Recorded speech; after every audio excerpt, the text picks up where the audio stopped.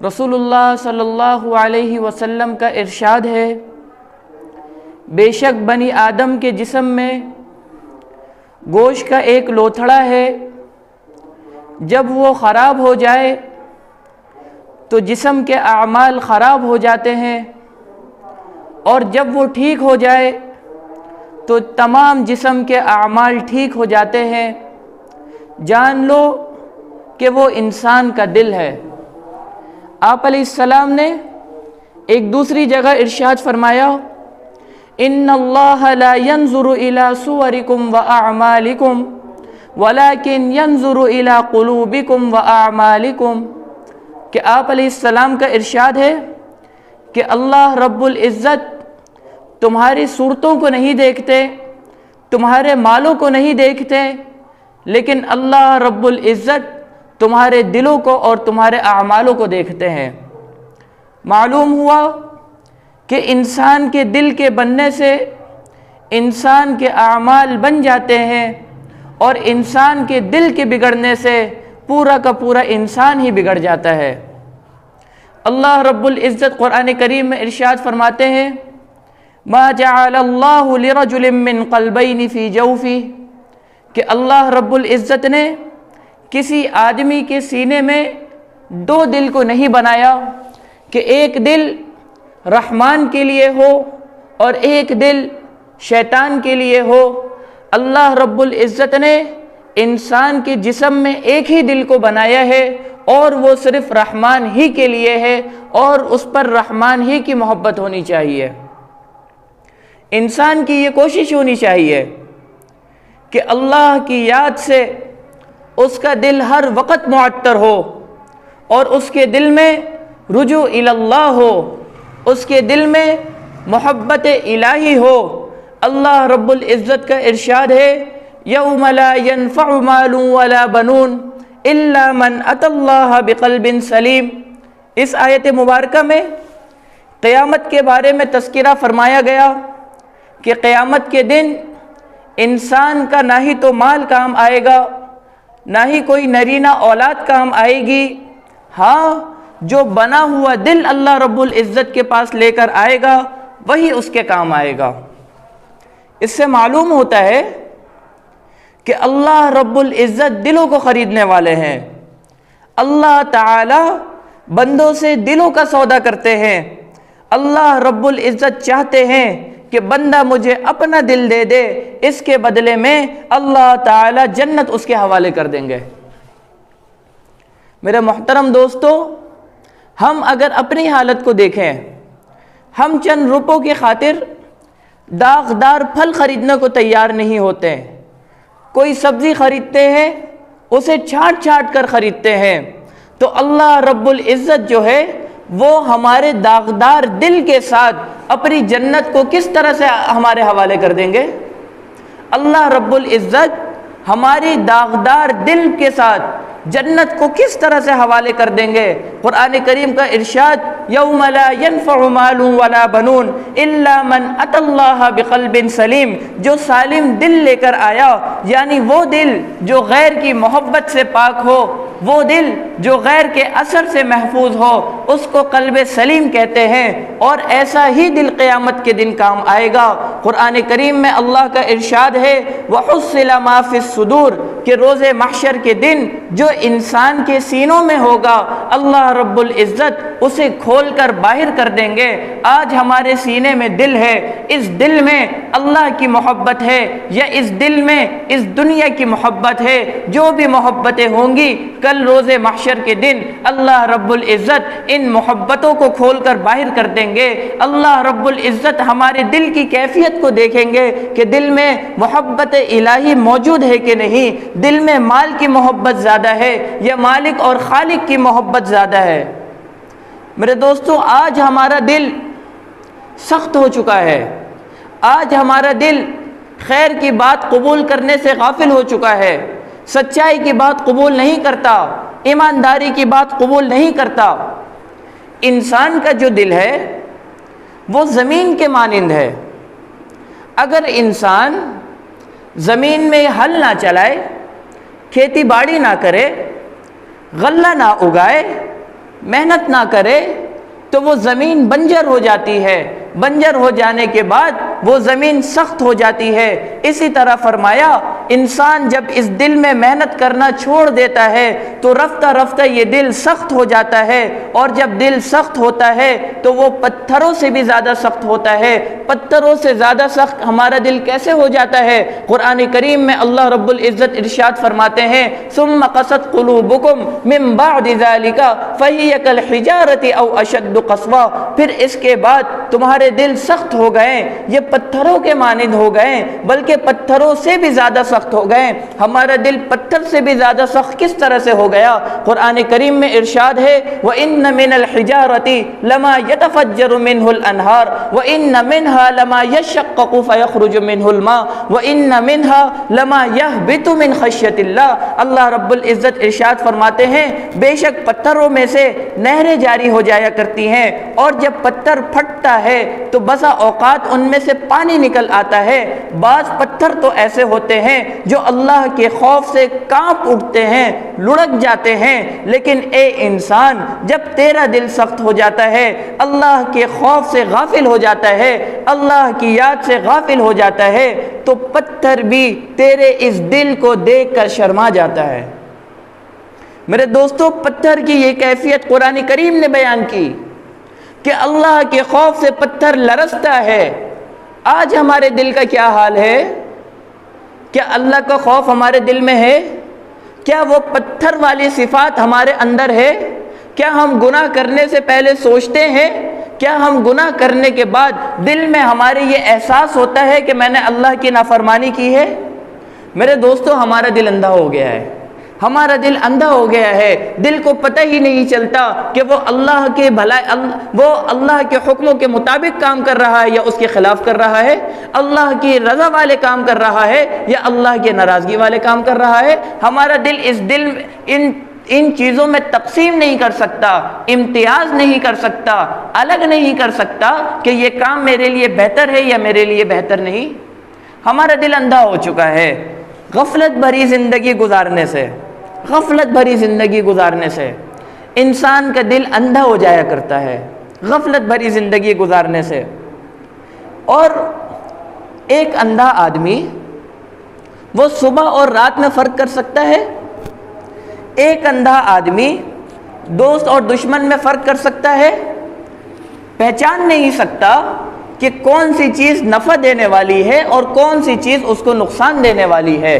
اسی طرح جب دل اندھا ہوتا ہے تو انسان بڑے سے بڑا گناہ کر لیتا ہے، لیکن اس کے سر پر جوئیں بھی نہیں رینگتی کہ اس نے کس طرح کا گناہ کر گیا۔ اللہ والا جو انسان ہوتا ہے، جس کے دل میں اللہ کا خوف ہوتا ہے، جب وہ کسی گناہ کی طرف قدم بڑھاتا ہے اس کے جسم کے رونگٹے کھڑے ہو جاتے ہیں، دل میں ایک احساس پیدا ہو جاتا ہے آیا ابھی تو جو کام کرنے کا تو ارادہ رکھ رہا ہے وہ اللہ کی ناراضگی والے کام ہے۔ انسان کا جسم کپا جاتا ہے جب وہ کوئی برائی کے کام کرتا ہے، لیکن جس کا دل غافل ہو، غفلت بھری زندگی گزار رہا ہو، وہ 1000 گناہ بھی کر جائے اس کا دل اسے ملامت نہیں کرتا۔ جس کا دل غافل ہو جائے اس کو نیک لوگوں کی صحبتیں اچھی نہیں لگتی، برے آدمیوں کی صحبتیں اچھی لگتی ہیں۔ کیوں؟ کیونکہ اس کا دل اندھا ہو گیا۔ تو میرے محترم دوستو، اللہ رب العزت قرآن میں ارشاد فرماتے ہیں انہم کانوا قوما عمین، وہ اندھی قوم تھی، وہ اندھی قوم تھی۔ اس آیت کا کیا مفہوم ہوا؟ اس کا مطلب ہے کہ ایک قوم ایسی گزری ہے جس نے اپنے نبی کے فرمان کو نہ مانا اور نہ ہی اس نبی پر ایمان لائے، تو ایسی قوم کو فرمایا کہ وہ اندھی قوم تھی۔ ایک اور جگہ ارشاد ہوا وَمَنْ كَانَ فِي هَذِهِ أَعْمَى فَهُوَ فِي الْآخِرَةِ أَعْمَى، کہ جو اس دنیا میں اندھا رہا وہ آخرت میں بھی اندھا رہے گا۔ میرے محترم دوستو، ان دونوں آیتوں کے مفہوم کا مطلب میں آپ کو سمجھاتا ہوں۔ مطلب جو اس دنیا میں اللہ کے حکم کو نظر انداز کرتا رہا، آخرت میں اللہ رب العزت اس کی بینائی کو سلب فرما لیں گے۔ اس کی بینائی کو سلب فرما لیں گے اور روز محشر کے دن اس کو نابینا کھڑا کیا جائے گا. جب وہ اٹھے گا اسے کچھ نظر نہیں آ رہا ہوگا, وہ نابینا ہوگا, تو وہ شخص کہے گا قال رب لما حشرتنی اعمی وقد کنت بصیرا, اے میرے پروردگار میرا حشر ان اندھوں کے ساتھ تو نے کیوں کیا, حالانکہ میں تو دیکھنے والا تھا, میری آنکھیں تو سب کچھ دیکھتی تھی.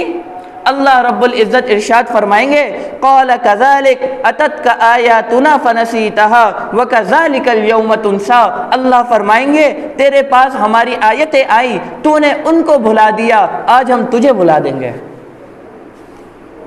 انسان جب گناہ کرتا ہے تو اس کے دل میں ایک سیاہ نقطہ لگ جاتا ہے.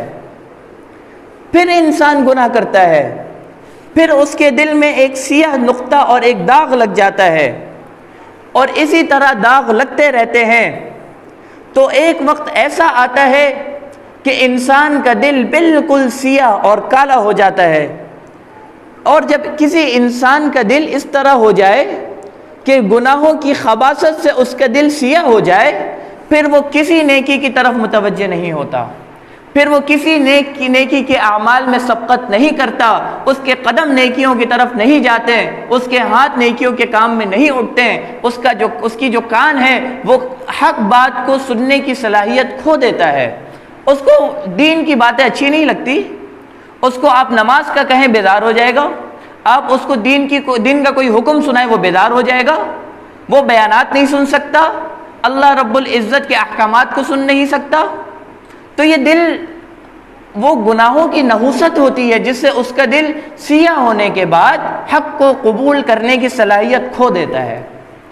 اگر کسی انسان کا دل ایسا ہے کہ اس نے زندگی گناہوں میں گزار دی اور اس کا دل سیاہ ہو گیا, اور دل سیاہ ہونے کے بعد حق قبول کرنے کی صلاحیت کھو بیٹھتا ہے, اب وہ انسان چاہتا ہے کہ میں اپنے دل کی صفائی کراؤں, میرا دل صاف ہو جائے, گناہوں کی نحوست میرے دل سے ختم ہو جائے. تو میرے دوستو, جب انسان توبہ کرتا ہے تو دل کی سیاہی دور ہو جاتی ہے, دل کی ظلمت دور ہو جاتی ہے, دل کی سختی دور ہو جاتی ہے. اور جب انسان اللہ رب العزت کے سامنے سر بسجود ہو کر اپنے گناہوں سے سچی اور پکی توبہ کرتا ہے تو اللہ اس کے دل کو دھو ڈالتے ہیں, اللہ اس کے دل کو دھو دیتے ہیں. ایک مرتبہ حضرت ابراہیم علیہ السلام کو اللہ رب العزت نے کہا کہ اے ابراہیم اپنے دل کو دھو لیا کرو. حضرت ابراہیم علیہ السلام کہنے لگے اے اللہ, دل تو ایسی جگہ پر موجود ہے وہاں تو پانی پہنچتا ہی نہیں, میں اپنے دل کو کیسے دھوؤں گا. تو اللہ رب العزت نے ارشاد فرمایا یہ دل پانی سے نہیں دھلتا بلکہ میرے سامنے رونے سے دھلتا ہے. یعنی اگر تو میرے سامنے گناہوں سے معافی مانگے گا, عاجزی اور آہوزاری کرے گا, تو ان آنسوؤں کے گرنے سے تیرے دل کو صاف کر دیا جائے گا اور تیرے آنسو تیرے دل کو دھو دیں گے.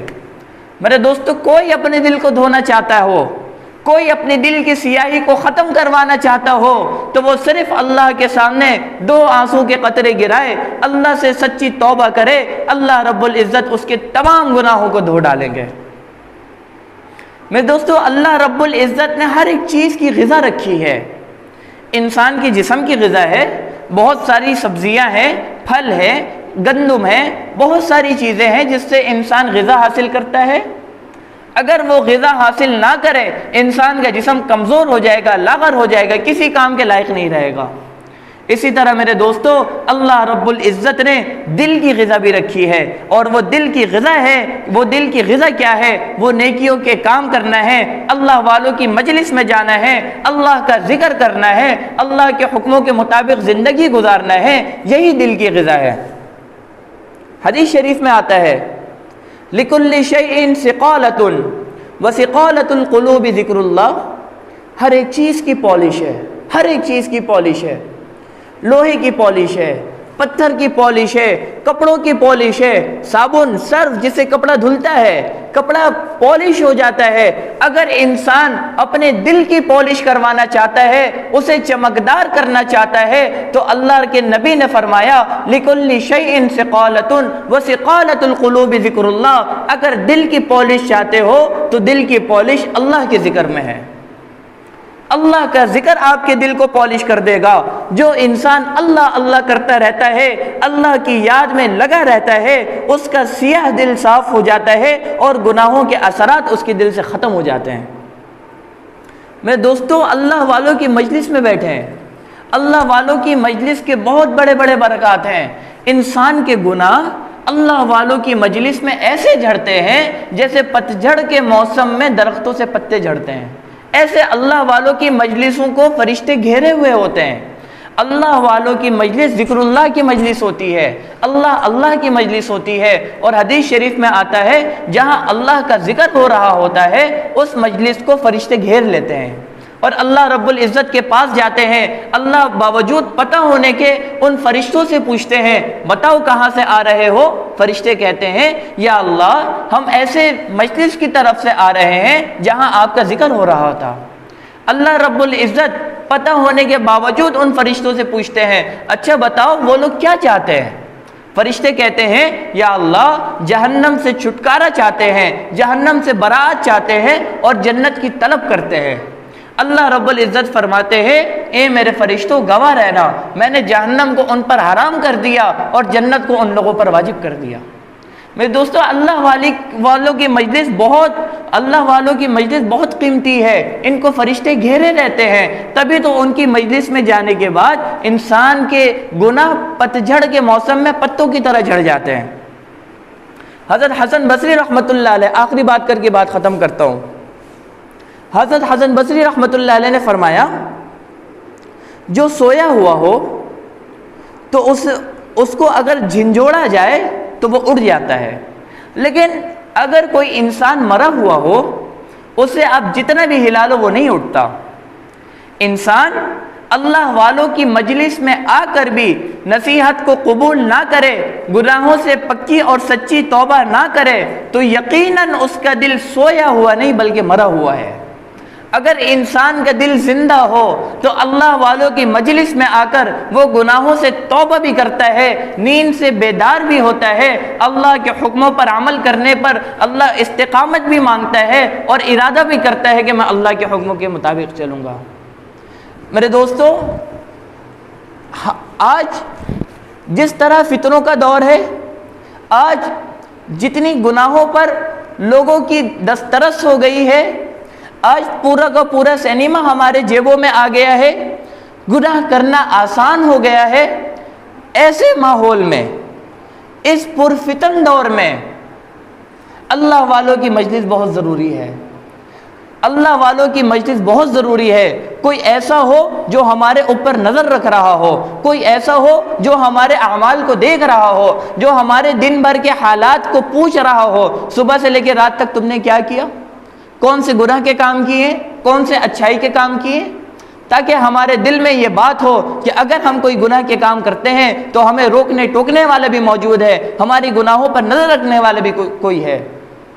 تو اللہ والوں کی مجلس بہت ضروری ہے۔ اپنا ہاتھ کسی اللہ والوں کے ہاتھ میں دیں، اپنی دل کی صفائی وہاں سے کرائیں۔